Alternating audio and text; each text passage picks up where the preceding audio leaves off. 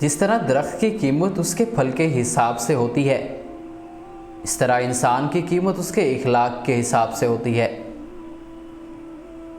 بعض اوقات خاموشی اختیاری نہیں مجبوری ہوتی ہے، کیونکہ انسان جھوٹ بولنا نہیں چاہتا اور سچ بول نہیں سکتا۔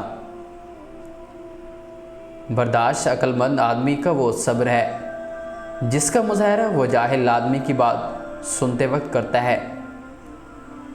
منزلیں کبھی کسی کے گھر جا کر حاضری نہیں دیتی، راستوں پر چلنے سے ہی راستے نکلتے ہیں۔ دنیا وہ کتاب ہے جو کبھی نہیں پڑھی جا سکتی، اور زمانہ وہ استاد ہے جو سب کچھ سکھا دیتا ہے۔ انسان کی لالچ کا پیالہ کبھی نہیں بھرتا، کیونکہ اس میں ناشکری کے سوراخ ہوتے ہیں جو اس کو بھرنے نہیں دیتے۔ آپ کا ذہن ایک باغ کی طرح اور آپ کے خیالات بیج کی طرح ہیں۔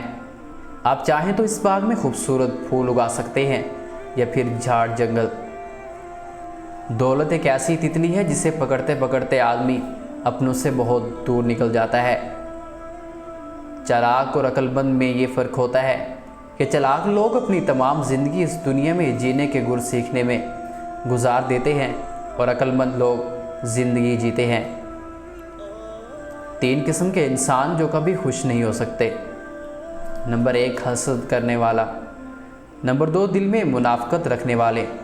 نمبر 3، رشتوں کو اہمیت نہ دینے والے۔ سچے لوگ تعریف کے محتاج نہیں ہوتے، کیونکہ اصلی پھولوں پر کبھی عطر نہیں لگایا جاتا۔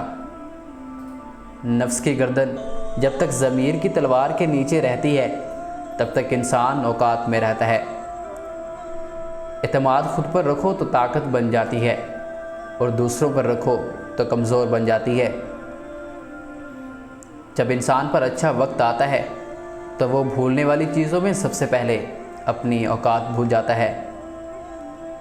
لوگ اچھا پڑھنے اور اچھا لکھنے والوں کو قابل انسان سمجھتے ہیں، جبکہ حقیقت میں قابل وہ ہے جو اچھا سوچے اور اچھا بولے۔